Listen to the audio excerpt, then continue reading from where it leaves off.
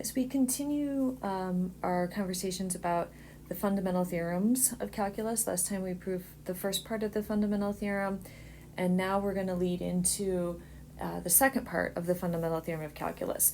But I want to start with an intuitive example. So suppose we were given this table of values. We've had something like this before, some various times in seconds, and then the velocity at those various times. And suppose we were asked to find the, let's say, left Riemann sum. So the Riemann sum of the left endpoints. All right, well, this is a pretty easy one because the intervals, all the widths are size 1. So we have, width of 1, and then f of 1, the left endpoint would be 2. And let's think about the labels here. So 1 is in seconds, and then this would be my velocity in feet per second. And the next width, again, is 1 second times its velocity with the left endpoint, 4 feet per second. And so on. So each of these have a width of 1, and I am using the left endpoints. And so I would end the last interval from 4 to 5, width of 1, and then the velocity of 8 feet per second. So that when we add this one up, this is pretty nice numbers here, we would end up with 20. And then when we think about the units in this case, we can look at how essentially when we multiply velocity times time, this is a pretty intuitive idea that you get the distance. So distance equals rate times time. That's kind of what we're doing here, right? So we would end up with our label here as 20 feet. And we talked about this interpretation. So this is an approximation for the net change. So this is the approximation, because it's a Riemann sum with just, 4 subintervals here, 4 rectangles if we were to graph it. So it's an approximation for the net change in distance or position over this interval, from 1 to 5. 1 to 5. All right, now suppose we were to do the right Riemann sum. And so widths are still just all 1, so this gives us a chance to review these Riemann sums as well, although we have an equal width case here. But this time with right endpoints, we would start with f of 2, so 4 feet per second.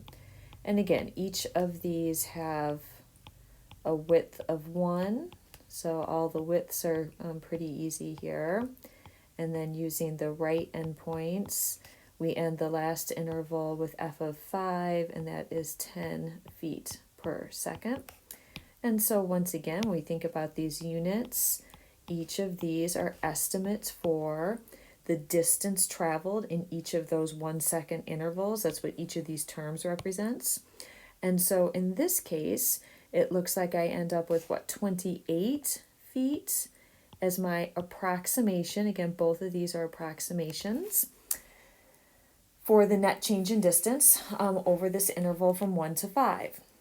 And in fact, if I were to, let's say, think about the graph of this one, so you don't need to go up quite that far.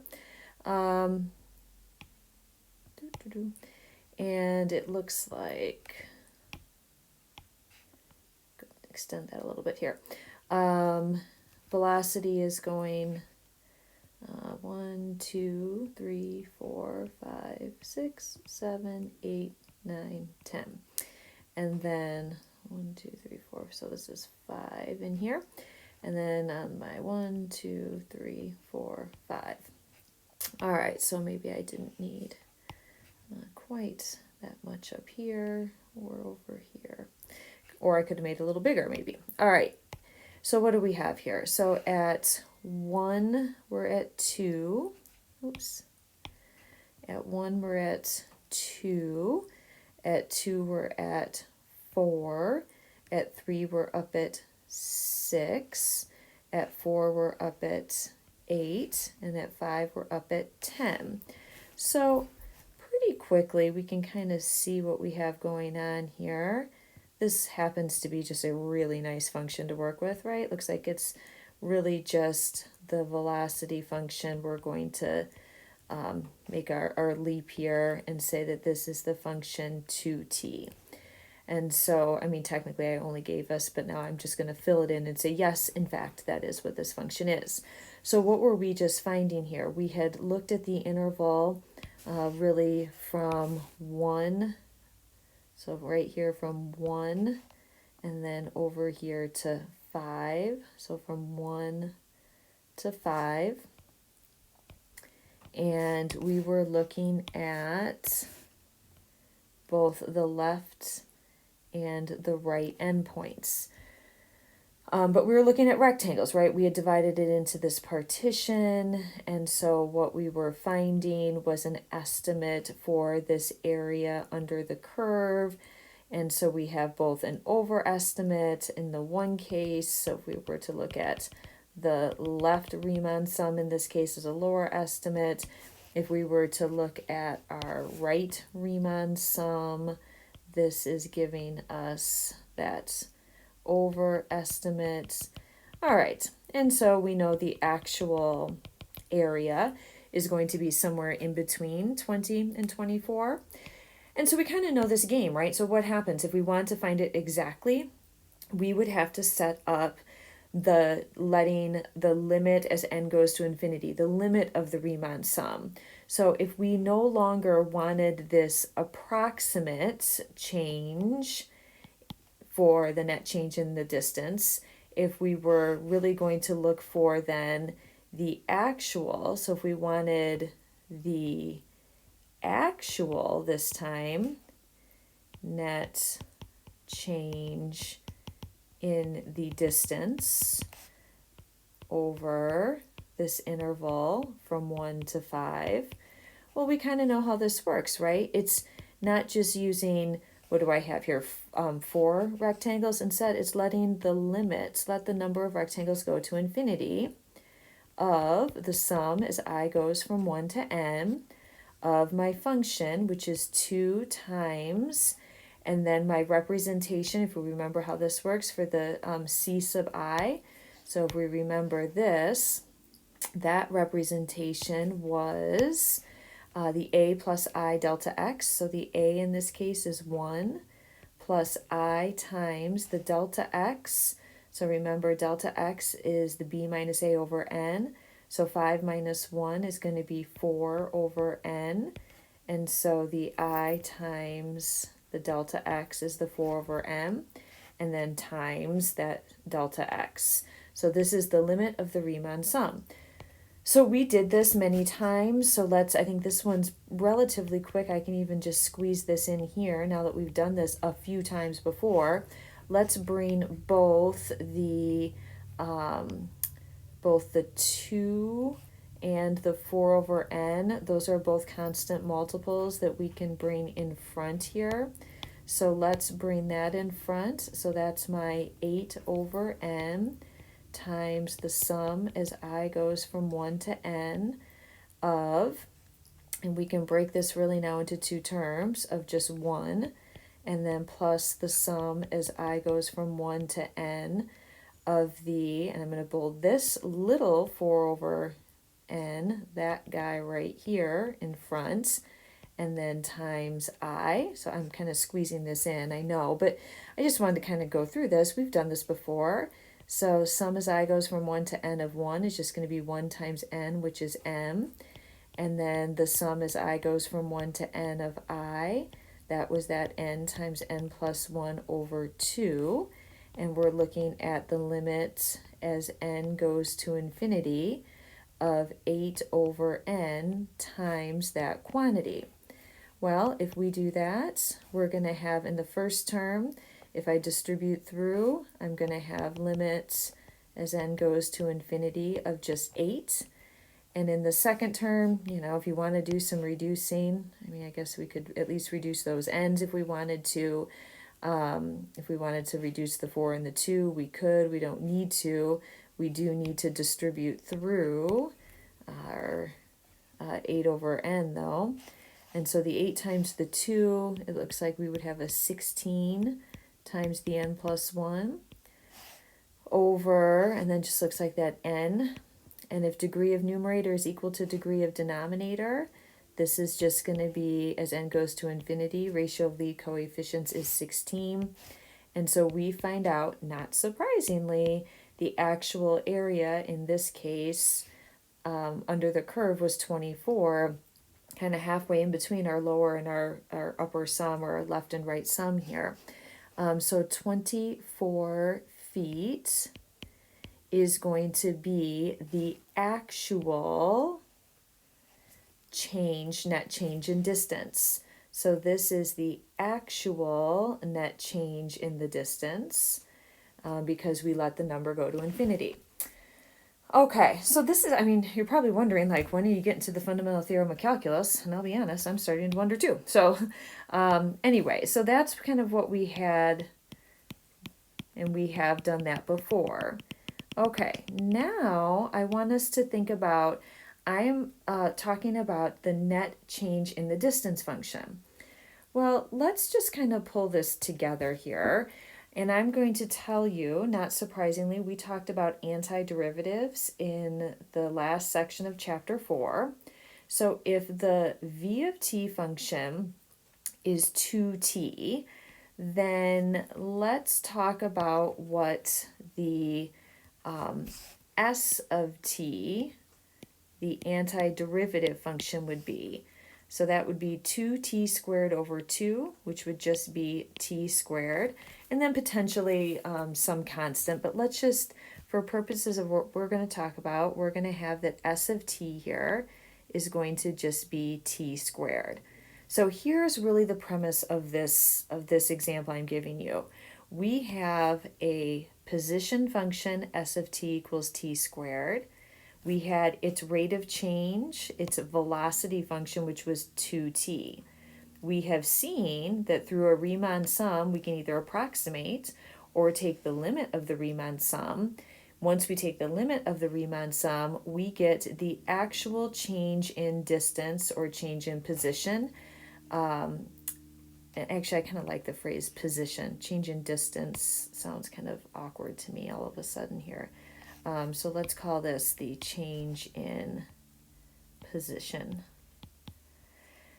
All right, so we're looking at the fact that we can use, oops, I did not mean for that to erase all that. So approximation for the net change in the position over that interval. Okay.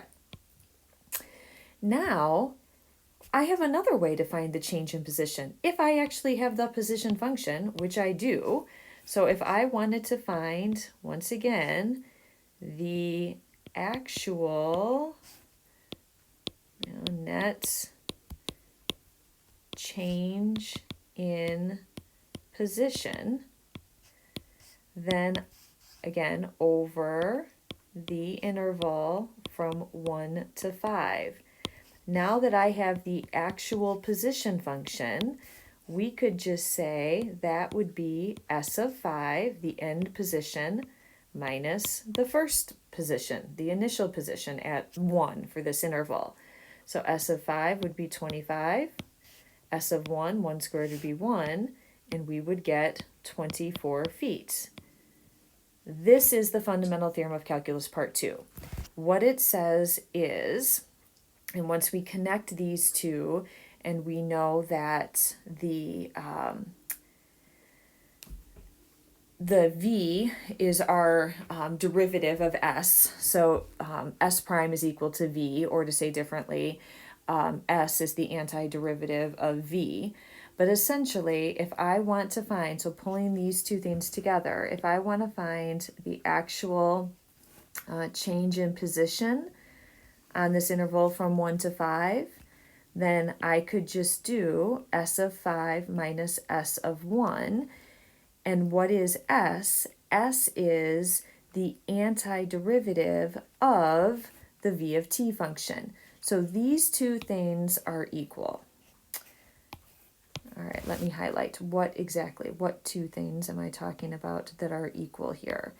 Let's highlight with this color. Okay, so what two things are equal? So we're talking about being able to evaluate S of 5 minus S of 1. And if we go back here, when I wrote out this limit of the Riemann sum, guess what? This is our definition of the definite integral on the interval we were from 1 to 5 of our v of t function. And v of t, we know, is also just s prime. The derivative of position is velocity. So when we were writing out the limit of the Riemann sum, that is our definition for the definite integral from 1 to 5 of what was the function here? It was v of t. V of t, we know, is the same thing as the derivative of s, so s prime.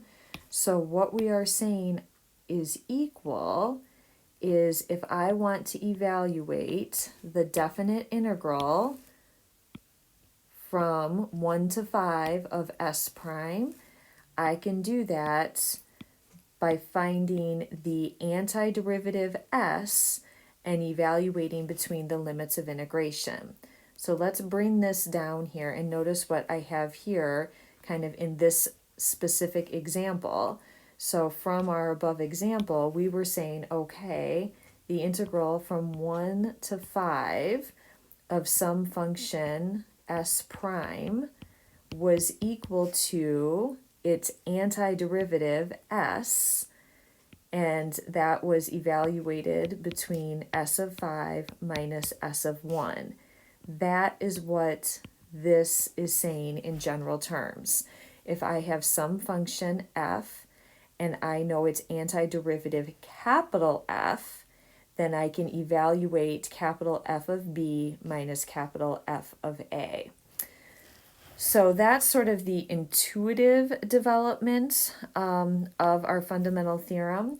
If we wanted a slightly more symbolic, I guess I would say, maybe not so formal, but symbolic proof, let's just kind of quickly go through what we have outlined here. So we start off from the way the original theorem is stated, and we start off letting capital F be an antiderivative of lowercase f.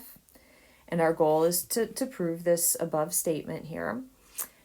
And so we're going to go back to that definition from the first part of the fundamental theorem where we define capital I of x to be essentially the area under the curve from a to x of f of t dt. So we did that in the first part of the fundamental theorem proof. So if you remember that, that was from part 1. And what we were able to prove from fundamental theorem part 1 is that the rate of change of that area is equal to the value of the function at that endpoint of that region. All right, so what does this tell me? If capital I prime is equal to f, that is the definition of I being an antiderivative. So I is also an antiderivative of f. So here's the thing. If we know that both f is an antiderivative, capital F, and I is an antiderivative of lowercase f, then they have to be equal except perhaps differing by a constant. That's if you have two antiderivatives, they have to be the same except potentially differing by a constant. So let's say capital I has to equal capital F except for differing by, let's put in our plus c here, differing by some sort of constant. Okay, so now suppose I sub a into this function. That tells me a, capital I of a would have to equal capital F of a, and then plus this arbitrary constant. Now, by the definition, so up above what I have underlined up there in yellow, so by my definition up here of capital I, So we know capital I of A, by definition, is this integral, this definite integral from A to, and then I'm subbing in this A. So this is my upper limit, that's how the function is defined, of the f of t dt. Well, guess what? One of our properties of definite integrals says that if your upper and lower limits are equal, you end up at 0. Your delta x, b minus a over n, is a minus a over n, and that's 0. So if I sub a into capital I would get 0. All right, so by the above two lines, what we have just shown, so by, let's say, these two lines here. So by this line, capital I at evaluated at A, and then this line as well. So these are both equal to each other. So by those two lines, what I have to then know is that the 0 has to equal capital F of A plus C.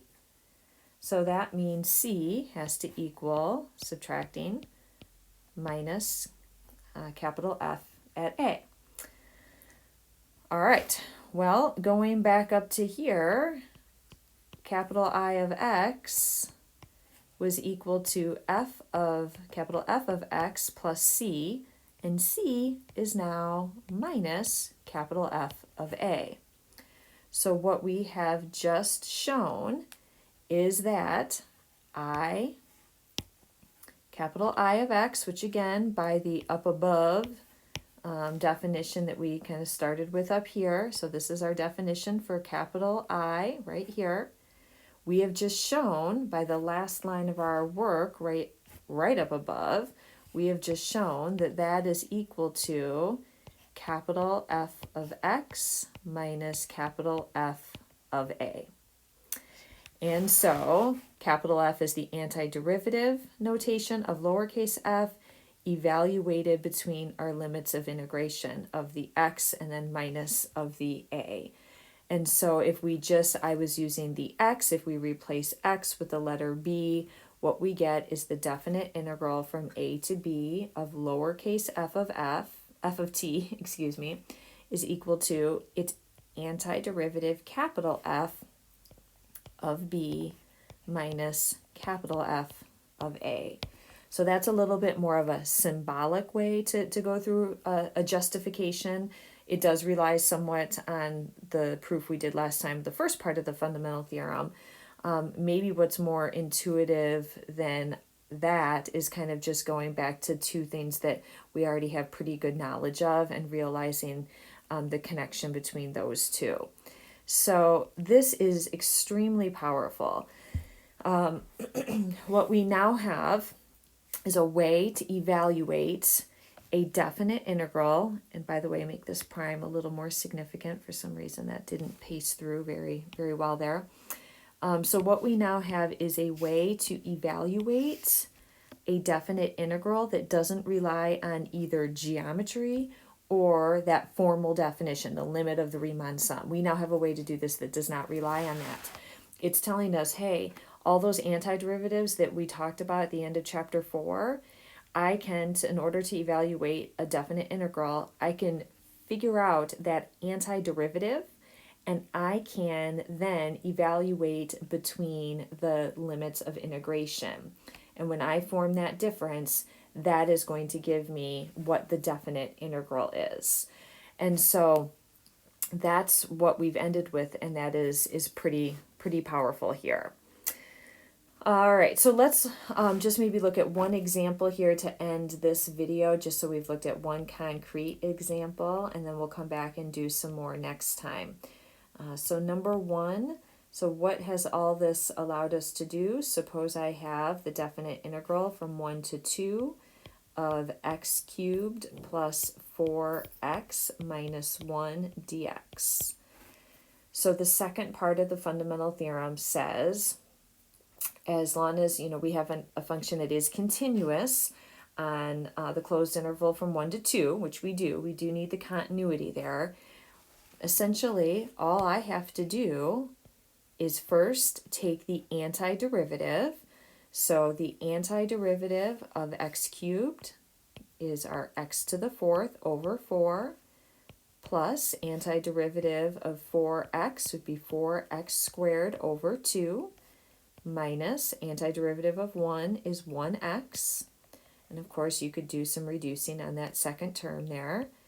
And then what we often use is then at this step, we drop the integral notation because we have taken the antiderivative. We've evaluated that, that function into its antiderivative form, so the integral notation goes away, but we do still need to evaluate between our limits of integration. So no more integral symbol, but a lot of times we would write it this way, and we'd still kind of have that 2 and the 1 here. And a lot of instructors may even say x equals 2 and x equals 1, because that's what we're subbing in. So this whole thing, this is your antiderivative capital F of x. And so now, so that was the first step, and now you can simply sub 2 into that antiderivative and subtract from that what you get when you sub 1 in to that antiderivative. Okay, so what does that look like here? So 2 to the 4th, so our 16 divided by 4 would be 4, plus, and of course we could have reduced that, so 2x squared, so 4 times 2 is 8, minus 2, so subbing in the entire, that value, minus the entire value when you sub in 1. So this is going to just be 1/4 plus 2 times 1 squared is 2, minus 1.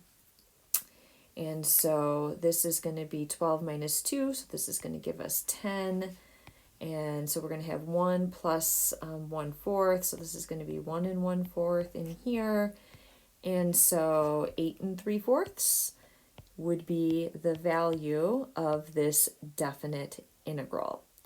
So next time we'll come back and we'll do some more examples of applying our fundamental theorem of calculus here, part 2. We'll do a few more examples of this next time.